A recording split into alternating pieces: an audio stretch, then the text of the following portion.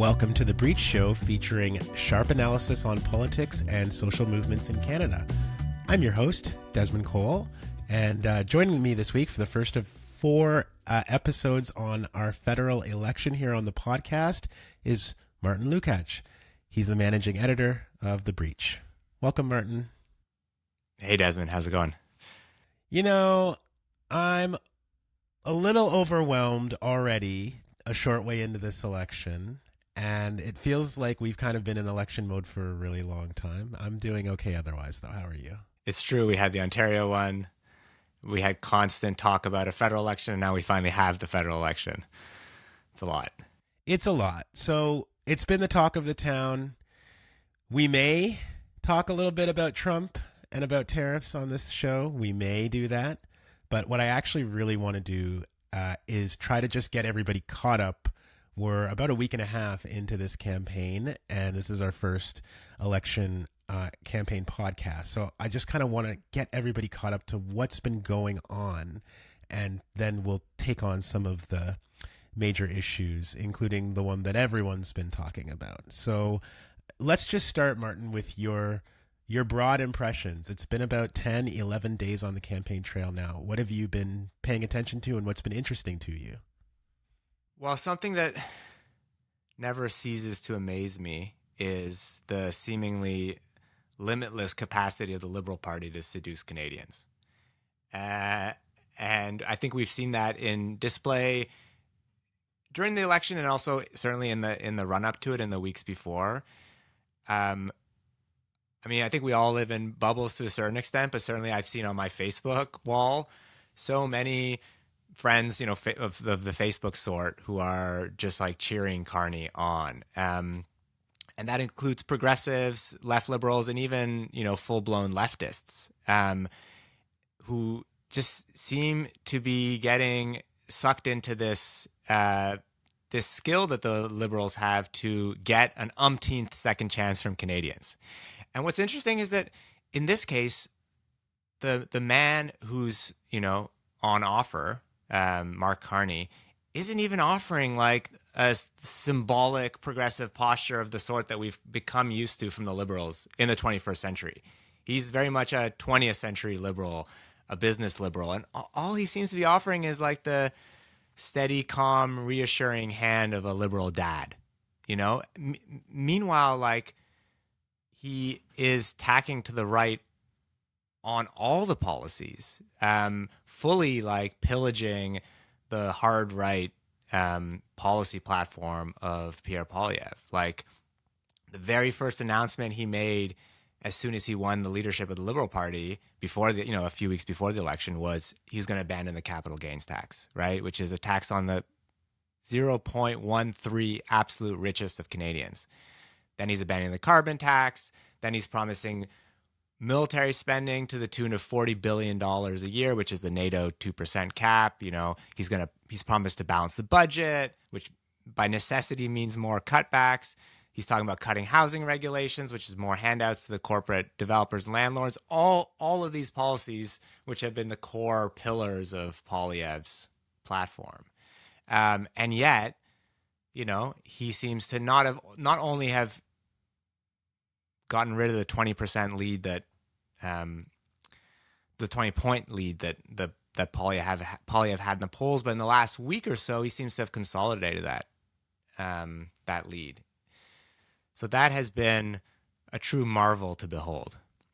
It's almost as if our kind of general fear in Canada has been heightened by what's going on with the United States and these like existential threats, the trade war, everything like that. And so the kind of ever-present fear of, well, what if the Conservatives win? Like, how do we stop the Conservatives from winning? It's almost heightened and giving the Liberals kind of that advantage in this scenario, right? And another thing I noticed too, obviously this is not even something I'm noticing, it's just the reality of this situation, which is very strange, is that Mark Carney got sworn in as Prime Minister, 3 weeks ago? Right. Almost 4. And so he is technically the Prime Minister as we go into the election. And that means that every time Trump does something that requires a national response, Mark Carney gets to do this weird peekaboo thing where he pops up as the prime minister. He goes back to Ottawa and stands in the hallways of an official building, and he gets to act prime ministerial because he actually is the prime minister. This is what Doug Ford did in Ontario just now, right? Playing premier while also going to the United States, visiting Donald Trump, and doing all of these things, getting himself on TV while there's an active campaign going on, and he's also the liberal leader as well as being prime minister. So I feel like this is a huge advantage that the liberals enjoy. There's other things going on in this campaign too. So you mentioned the Conservatives have lost in the polls like about a 20-point lead, which is true. But it's like, how has that happened? It's mostly happened while their support stays like reasonably the same in the polls. They haven't like plummeted or anything in their own support. What seems to have happened is that, as you were saying, progressives who are afraid of a Poilievre government, particularly in this moment, are coming from the Bloc Québécois and are coming particularly from the NDP, the New Democrats. So it's like a heightened sense of fear that seems to be having these like heightened reactions from the electorate. Yeah, I think that's a really important point, that the Tories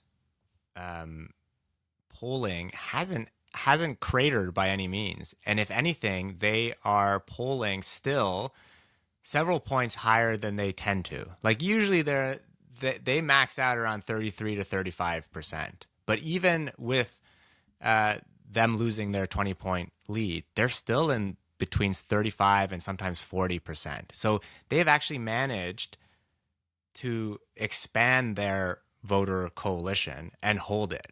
And I do think that speaks to how there is this cross media, elite media underestimation of Poilievre that's happening. And I think that's feeding some of these feelings of a certain liberal victory that I think are way too premature. So I've been, closely following Poilievre's campaign, and there's a few factors I think that aren't being looked at closely enough. One is the huge turnout that he's having for rallies across the country. There was 4,500 people in Hamilton, 5,000 in Surrey, 600 in Quebec City, 3,500 in Winnipeg, 2,000 in Fredericton, 1,700 in PI.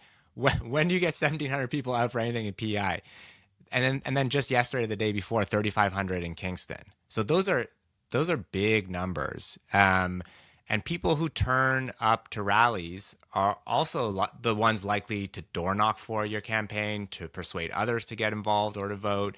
And so I think that's a very important sign that a core part of the conservative base is very mobilized. And then I think there's a few other things. Like, a lot of people have been paying attention to one polling result, which is the overall support that the parties have. And it's true that the Liberals have seen an uptick.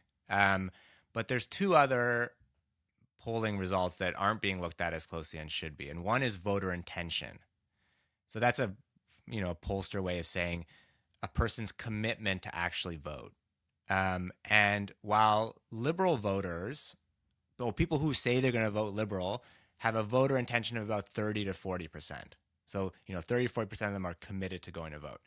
Meanwhile, conservatives have upwards of 60% voter intention. So that is a big and glaring difference, and speaks to the kind of underlying strength to the conservative vote that the liberal vote may not have, and which we may see have a big impact on election day. And the other one, which I have seen even less talk about, is that conservatives also have a big lead among people who are non-voters, or who are people who didn't vote in 2021 and who are inclined to vote now, are also, again, overwhelmingly in the 60 percentile range,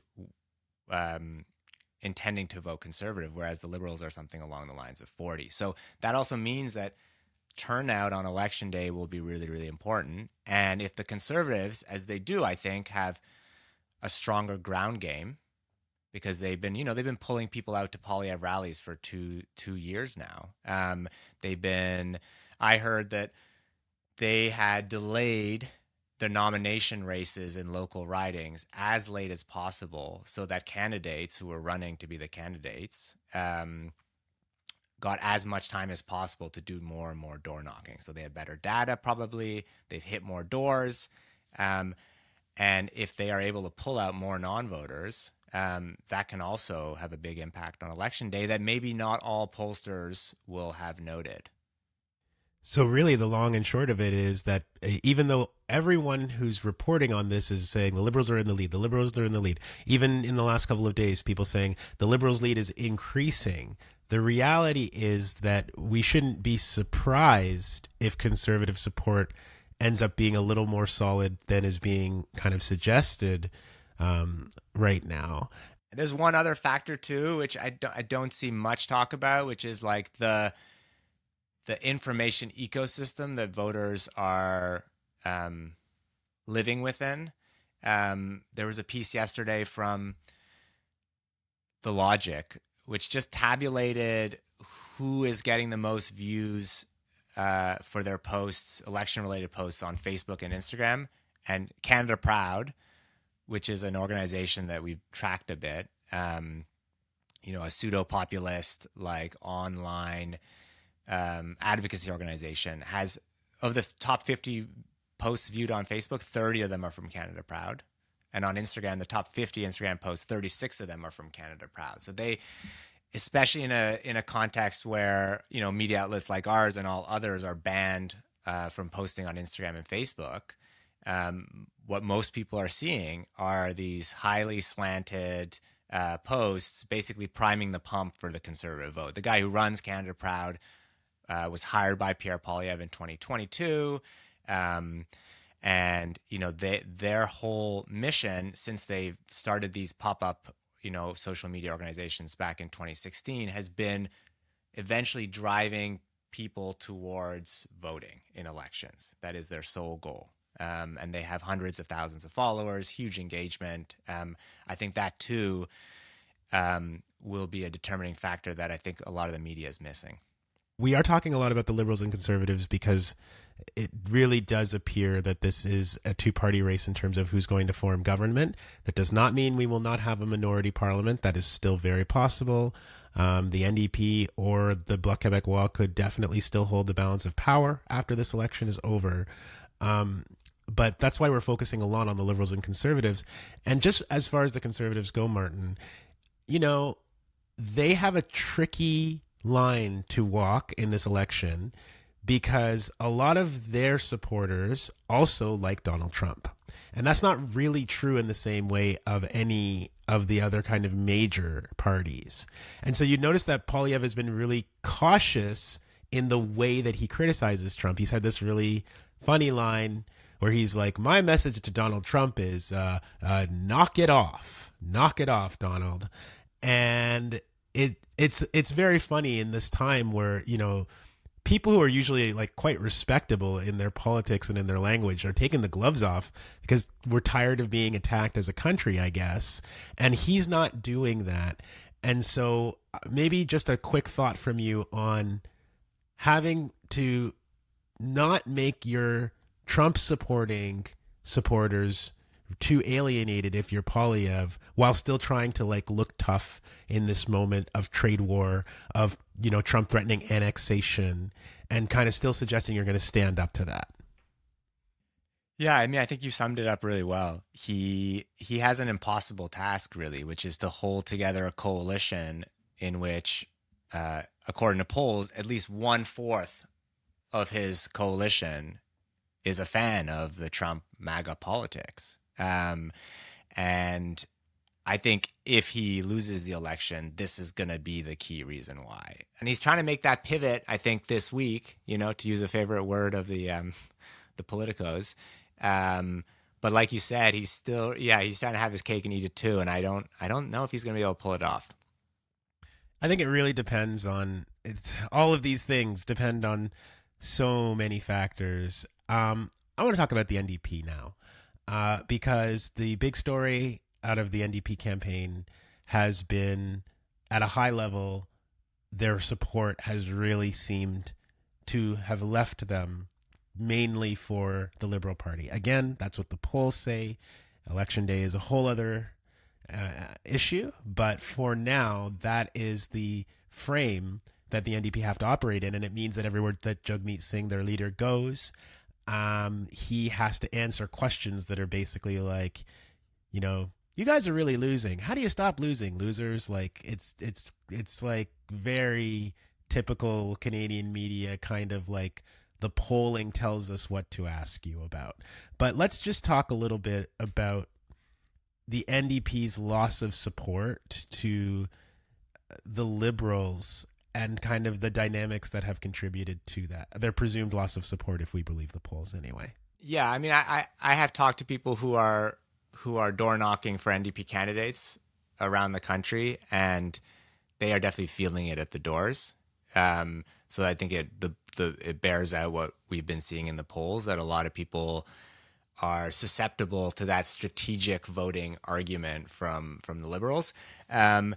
I think like the one silver lining in before we get to talking about, you know, why this has happened, the one silver lining is that in the cratering support is that Jagmeet finally has stopped talking about running for prime minister, which I always found, to be honest, a really silly, you know, line. Like he's talking about that having NDP MPs in Parliament means that you'll have someone, you know, truly fighting for your interests, which I think is the argument that they should have always been making.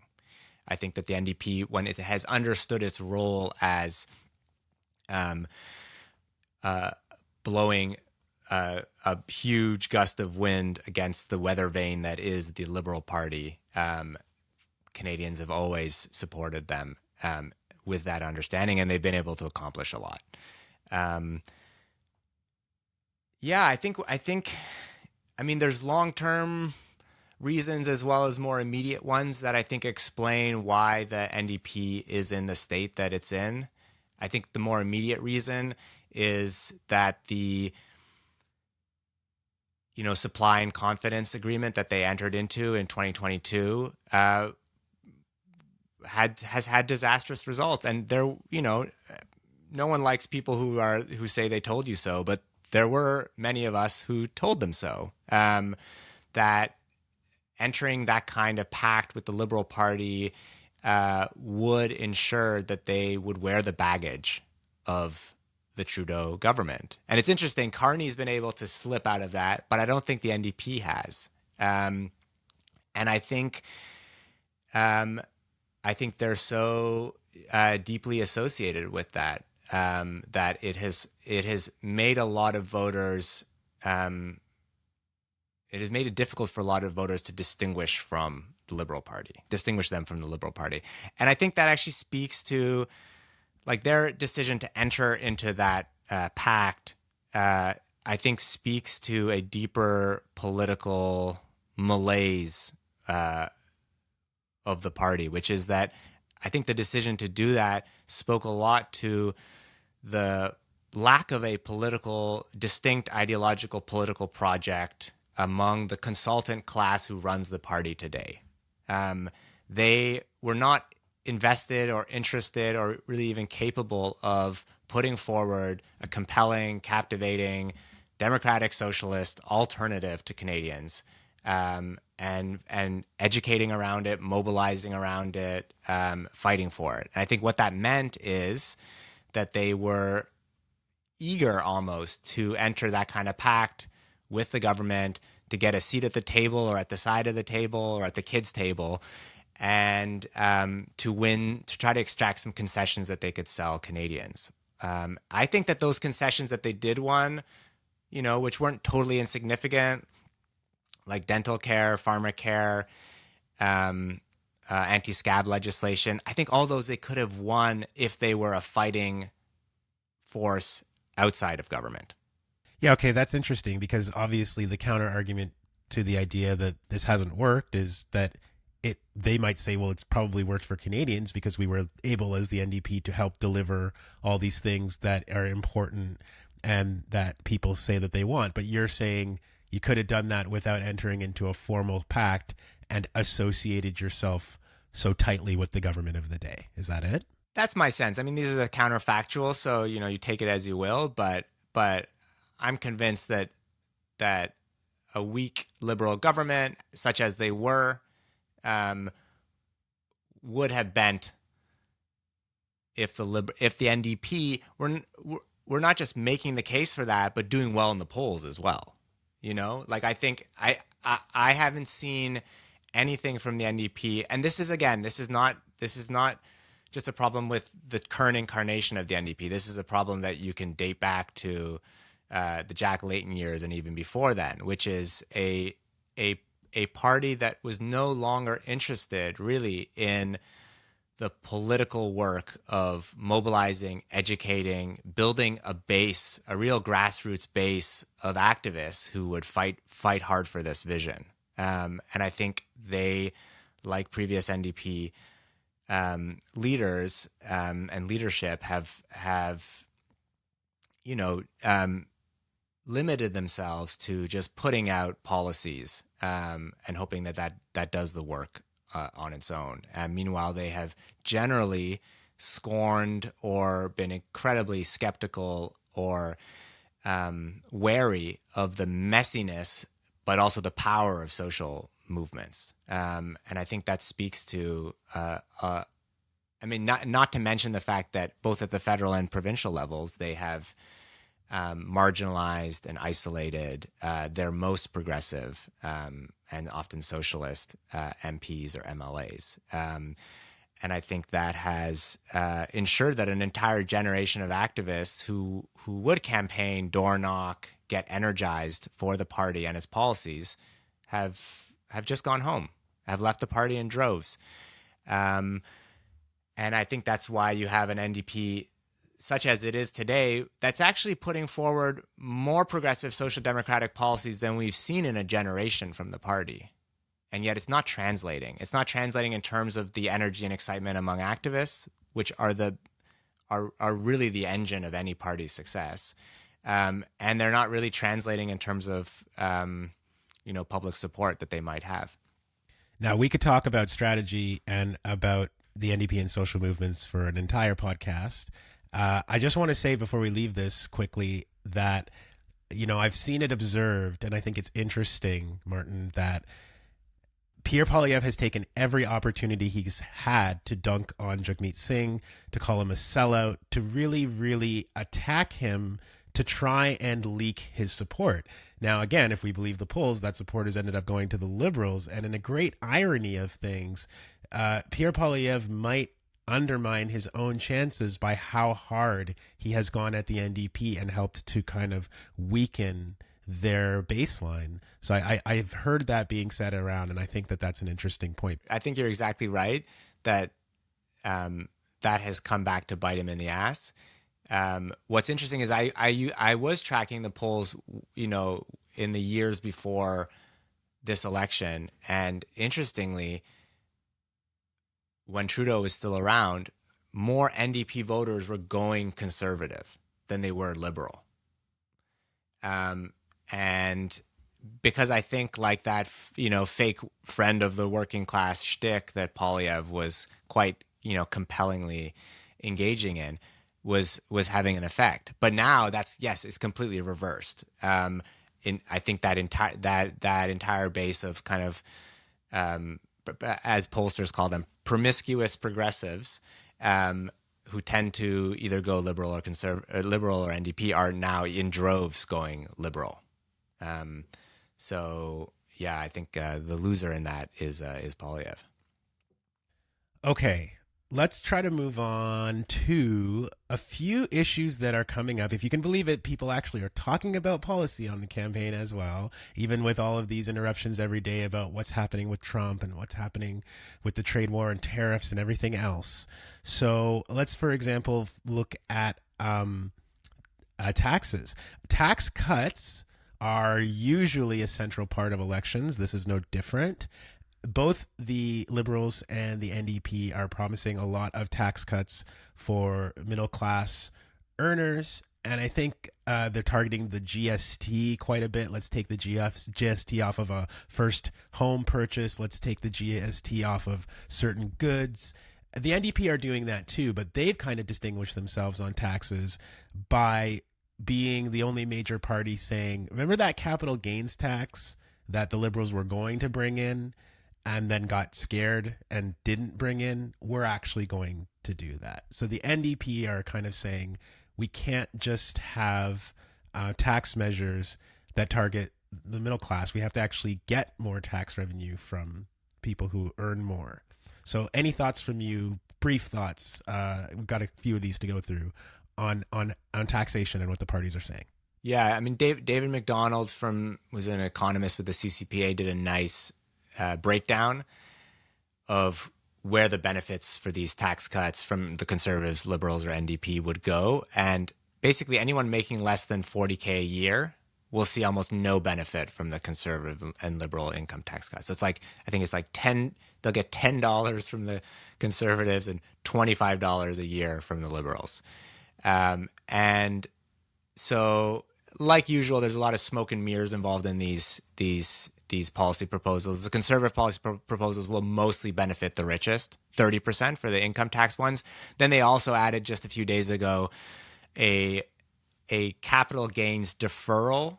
So basically, Liberals have now backtracked on their capital gains inclusion hike. And so what Poilievre is doing now is he's saying he's going to scrap that entirely if people reinvest those assets. The problem is that what will likely happen is people will invest those assets in investment properties, in housing, which are only going to juice the housing market even more.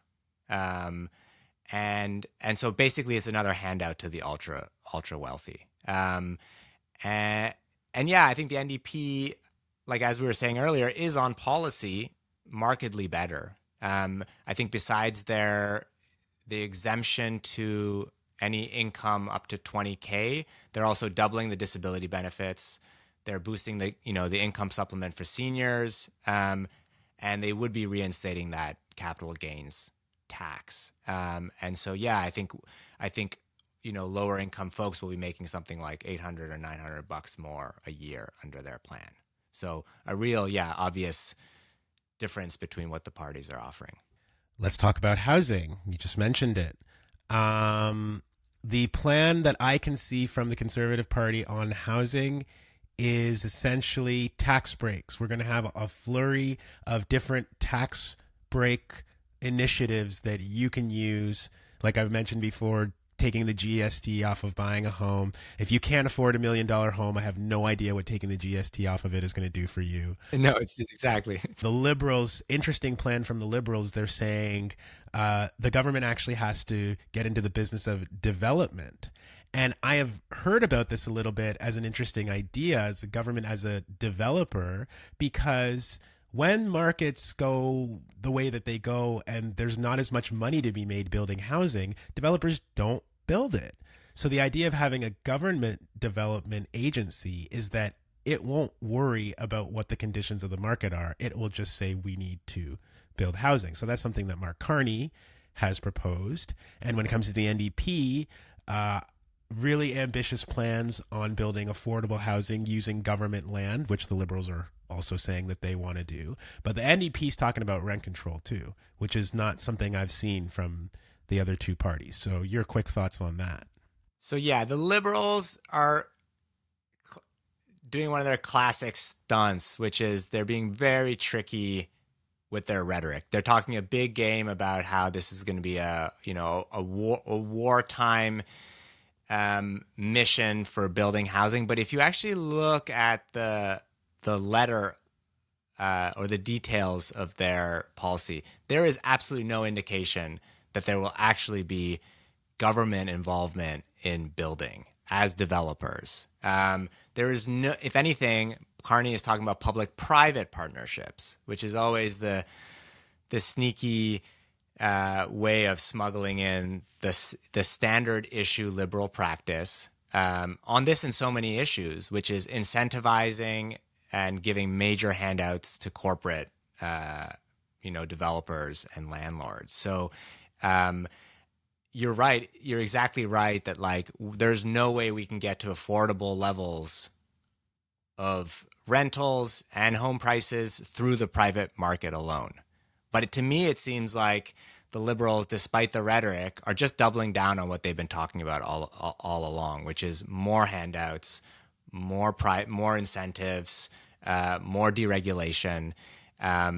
There's also no guarantee that if these homes aren't publicly owned, that they're going to stay affordable. So they're talking about affordable, but what would make it truly affordable is if this was social housing, non-market, publicly owned, whether through co-ops or nonprofits or the government. And so I think, like usual, there's a bit of smoke and mirrors happening, and they've mostly succeeded. They've gotten like glowing coverage in the media about Carney's vision, but I think when it comes down to it, the Tory and Liberal plans around housing aren't all that different. It's true the Conservative plan would be more of a absolute direct bonanza for private corporate developers and landlords. He hasn't released an election time platform. This is just based on what we've been hearing for the last 2 years. But basically, he wants to do a fire sale of public land, basically handing that over to private developers who would, again, no guarantee that they'll build housing, no guarantee that it'll be affordable. Most likely they'll sit on the land. When it gets rezoned, it will double, triple, quadruple in value. They'll probably just sell it off, walk off with, buckets of money. So, and then their plans around, municipalities is really, again, just a bonanza of deregulation that will make huge amounts of money for corporate developers. But again, affordable housing, no guarantees there. I worry that we're entering an era where the idea of government being in the business of housing has been so delegitimized, so stomped on, that we might not be able to revive that conversation. And God knows we need someone else to build housing other than the private market. And as you mentioned, the NDP is the only party with a plan to actually protect renters. So they're proposing a ban on rent evictions, federal rent control standards. They also last week announced a ban on corporations buying up affordable rental buildings, which has been a huge problem in the country. And it was nice to see that it won them the hatred of the Globe and Mail editorial desk, which in my books is always the best kind of endorsement you can get. The Globe claimed that the NDP is casting corporate landlords as utter villains, when in fact we should be inviting their involvement in the solution, when of course they're the source of the problem in the first place. I want to talk real quick about energy too, Martin, because the whole, how do we respond to Trump? How do we respond to these tariff threats? Conversation has prompted a lot of talk about pipelines from the Conservatives and from the Liberals, saying, the way for us to protect ourselves in part is to be able to get our oil to places other than the United States, where most of it goes right now. We've got to be able to get it to Europe. We've got to get it to Asia. And in order to do that, we've got to build more pipelines. You seem to smell a rat with this argument, though. I think you're not buying this idea that we're really seriously talking about this in a way that's going to materialize after an election. So tell me about that. Poilievre, in the case of the Conservatives, is openly boasting about how he is going to be fulfilling the wishes of the oil barons. So just like in a few weeks ago, the largest pipeline companies and some of the largest oil producers put out basically their wish list. And earlier this week in St. John's, Poilievre literally put up like a giant poster board and went through the list and checked off all of the wish list of the oil industry. So repealing environmental regulations and Bill C-69, reversing the oil tanker ban on the West Coast, which activist groups fought for many years, a 6-month approval process for fossil fuel projects. Poilievre will give them that as well. Scrapping the cap on emissions, axing the industrial carbon tax. And he was basically already on the same page with 5 of 6 proposals, but the big oil lobby added a 6th, which was give some loan guarantees to indigenous people so that we can foist these wasteful carbon destroying projects on them so they can own them. And so he added that one to the list. So now he's fully fulfilled their top 6 demands. You also see some of that from the Liberals, who are always more skillful and beguiling in the way that they do the bidding of the oil barons, though at the end of the day, they always still do the bidding of the oil barons. So Carney has, kept up some of that rhetoric from the Trudeau government, which is that, we can do both. We can build pipelines, but also protect the environment. We can smoke 10 packs of cigarettes, but also get healthy. Like it's always the same kind of low grade rhetoric that they seem to think works, and usually does work because there isn't a better alternative. But Carney as well he's flip flopped on the cap on emissions of the oil and gas industry. He's also talked about ramming through fossil fuel projects. He's of course canceled the carbon tax. So I really don't see anything altogether different from him when it comes to the amount of oil that's going to get ripped out of the ground on indigenous lands, that's going to get dumped into the atmosphere, and that's going to see Canada continue to keep breaking records when it comes to oil emissions. I promised everybody that we would possibly get to the thing that everyone's been incessantly talking about during this election. The time has come. This is the last thing we're going to say before we wrap today. But, as you and I are speaking and recording this conversation, Martin, the markets are plummeting, not just in the United States, but around the world, because Trump recently confirmed that he is indeed going to expand his trade war beyond places like Canada, Mexico, and China to, the obvious U.S. targets of seriously, some of the smallest countries on earth, and had whole charts yesterday of here's all the tariffs that I'm unveiling on these countries that have been, very, very unfair to us and all this. It's pretty good, man. No, it's not good. I've got to work on it. Maybe by the end of this election campaign, God forbid. But Martin, this is bad because yesterday the news in Canada was, well, we didn't get any new tariffs yesterday. We've been so beaten down by this climate of economic attack that now when it doesn't get piled on in the absolute worst fashion, we're like, whoof, that was a relief. We got off easy. The reality is, though, that for the global economy, what Trump is doing right now with these tariffs is deeply, deeply concerning, so irrational, provoking economic problems in a way that is very unnecessary. And here we are as Canada, and we're stuck. We're stuck because they are our biggest trading partner. They are our neighbor. And we never anticipated that something like this was going to happen. We weren't ready. So you hear leaders saying, on the one hand, Carney has come out and said, basically, the relationship we used to have with the United States is over. But he also sounds like he's saying, but it would be great if we could get back to that relationship that's over.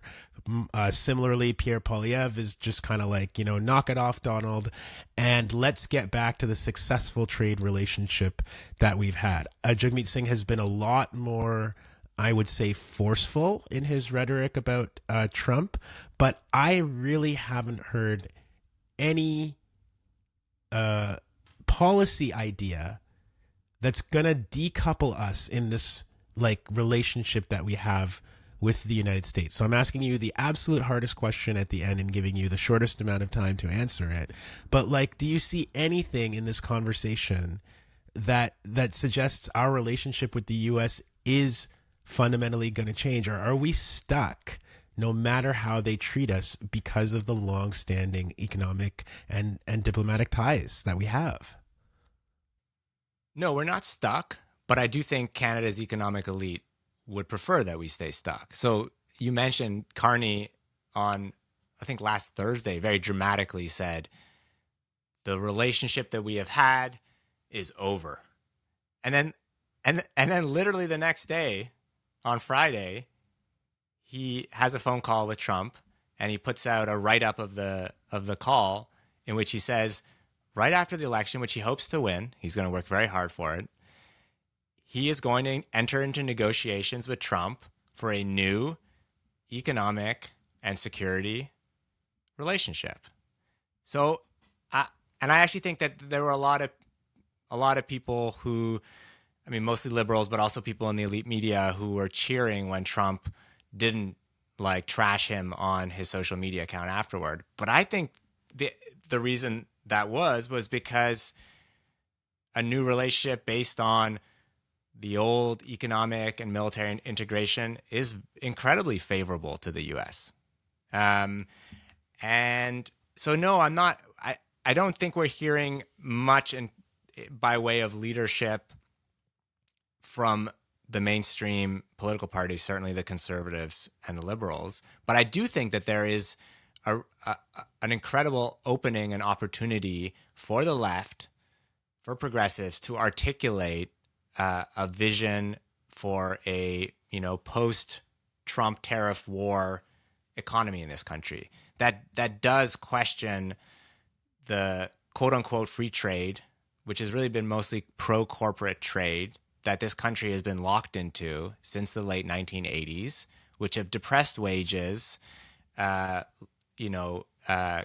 constitutionalized corporate rights, and locked in a lot of social and labor policy that is not in the interests of the majority of Canadians. And there are so many issues on the progressive agenda, from the need to get off of fossil fuels, to repair the tattered social safety net in this country, including unemployment insurance, that I think we needed to do anyway.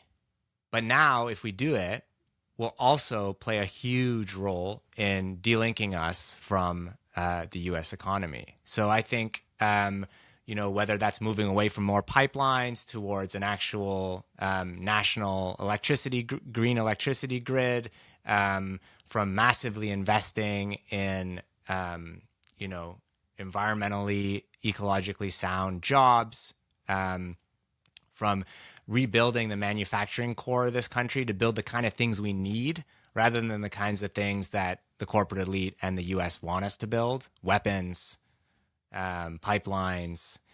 So I think that the same way that the corporate elite and the right are using this moment to push through all the kinds of things that they want and have always wanted, I think there's a real moment for us to do the same. I saw what you did there. You said unemployment insurance. I saw you sneak that in. That was very nice. Don't have time to get into anything more today, unfortunately, but we're going to be doing one of these every week for the next 3 weeks of the election after this one.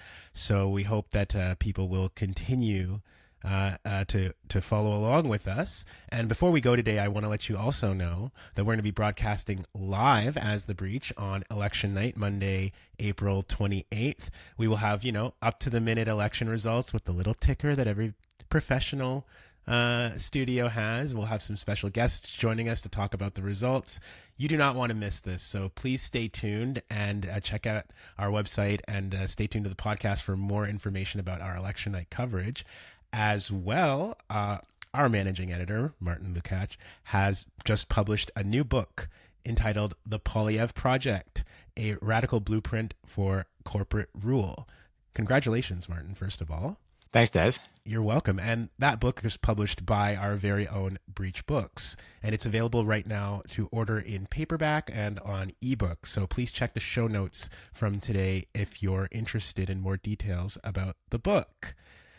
That is all for us today, but we will be back, as I said, next week with more election coverage. If you like what you've heard on The Breach Show, please subscribe to the podcast. And if you want to support our work, please become a sustaining member to help us produce journalism for transformation.